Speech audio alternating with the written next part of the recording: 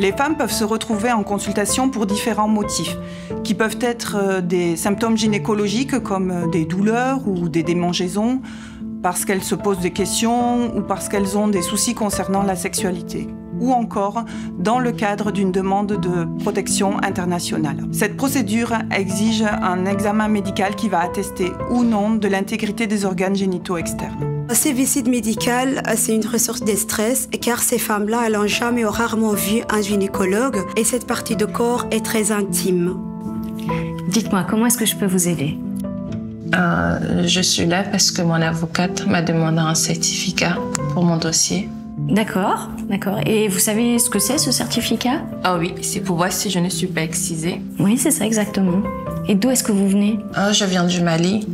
Je suis partie parce que j'avais peur d'être coupée.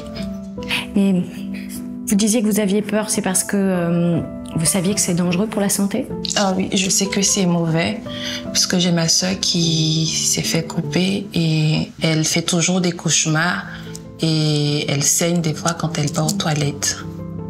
Oui, c'est comme vous dites, exactement. Ça peut causer pas mal de problèmes de santé, que ce soit au niveau physique, mental ou sexuel. En tout cas, moi, je suis impressionnée. Hein. Vous êtes courageuse.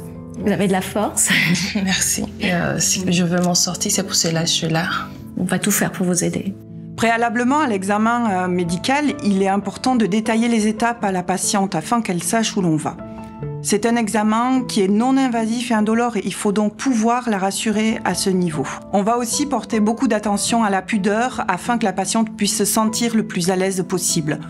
Par exemple, on peut lui proposer de ne retirer que les vêtements du bas ou de couvrir ses jambes pendant l'examen. Vous me disiez que vous n'étiez pas excisée. Oui.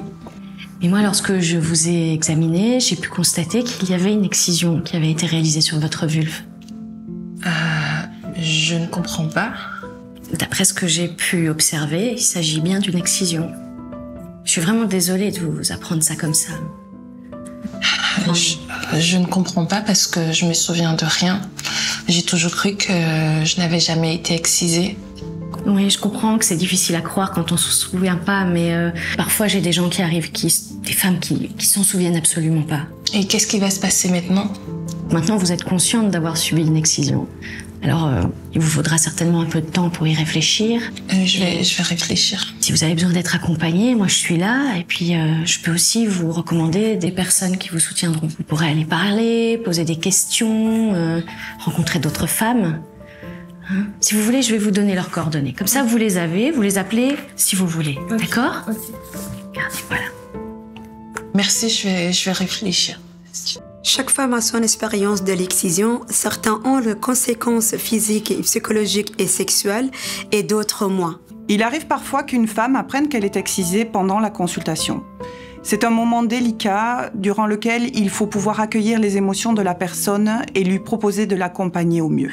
Il est parfois utile de reproposer un autre rendez-vous pour en reparler si nécessaire. C'est aussi le moment d'informer les patientes sur les possibilités d'accompagnement qui existent afin de les mettre en relation. Un autre point important est le dossier médical qui est souvent oublié.